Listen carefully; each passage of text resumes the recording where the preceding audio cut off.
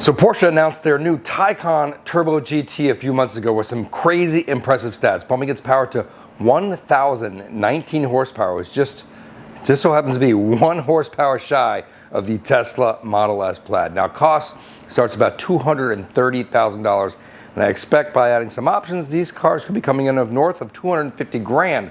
While it still weighs in at a few hundred pounds more than the Tesla Plaid, you can get the YSAC package on the Turbo GT, which drops 165 pounds and adds some more aero in the front and rear, bringing the weight pretty close to that of the Tesla Plaid.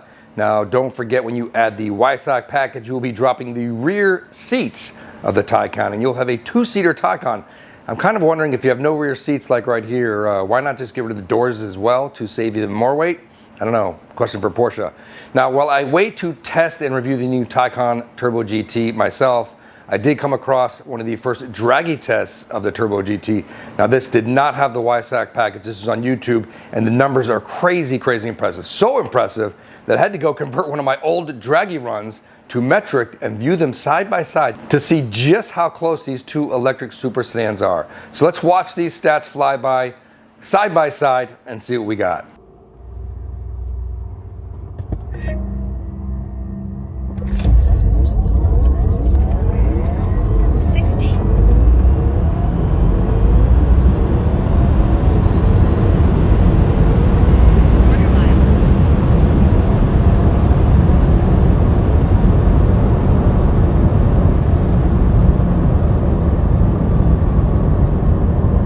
So both these runs were done on the street about the same state of charge, and while the Porsche gets a better launch, the Plaid starts to come back, barely edging out the Porsche by just 0.01 in the quarter mile. Trap speed is a bit higher in the Plaid as well, with 245 kilometers per hour versus 242 for the Porsche. And if we ran that race side by side in a real race with these two cars, they would be within just inches of each other. It's that close. Now, I know what's coming next, but Brooks, the Taycan continued on through the half mile, hitting 287 kilometers per hour. Now, I can't do that in my Tesla Plaid because my top speed is actually limited to 173 miles an hour, but I have just ordered a brand new Tesla Plaid. It's got the track pack, the sports seats. This includes carbon ceramic brakes, lightweight wheels and tires, and a software update that will increase the top speed of my Tesla Plaid to 200 plus miles an hour, or 321 kilometers per hour. But while I wait for my new Tesla Plaid to come, I can load up my friend's Tesla Plaid track pack that I tested a few months ago and compare the half mile stats of that track pack versus the Turbo GT in this video. Now keep in mind, for this comparison, the Plaid that I was driving was actually at 80% state of charge, so there could be a little degradation of performance. And let's see what the track pack's all about. Here we go. Oh, it spun a little bit off the line. 60. Yeah, it's building speed like crazy. It's so smooth though.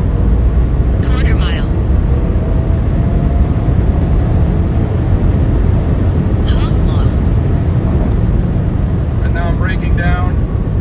Wow, it's so as you can see in that race, the track pack Tesla Plaid was spinning quite a bit. We were in the middle of the desert and it just spun a lot, and it was a little down on charge, but it still trapped a little higher than the Taycan in the half mile. Okay, so I know what's coming next, but Brooks, that wasn't the YSAC Turbo GT. And yes, I totally agree. We need to test that one and see if the 165 pounds of weight savings, which will definitely, certainly help, but we also have to consider there's added aero with that package and downforce that could counteract some of that weight savings. So for now, all we have to do is just speculate until I can get hold of a Taycan Turbo GT, preferably the YSAC, to try out. Right, so next up, I got to do some testing on my first Porsche, this Turbo S behind me. I just picked it up, guards red, love it so far. Consider subscribing if you want to be notified about that. On other car news, my Lamborghini Revuelto just dropped today. I went by and checked it out. If you check out my Instagram, you'll see I put up a post with some pictures of my yellow Revuelto dropping at the dealer. They got about a week of updates to do.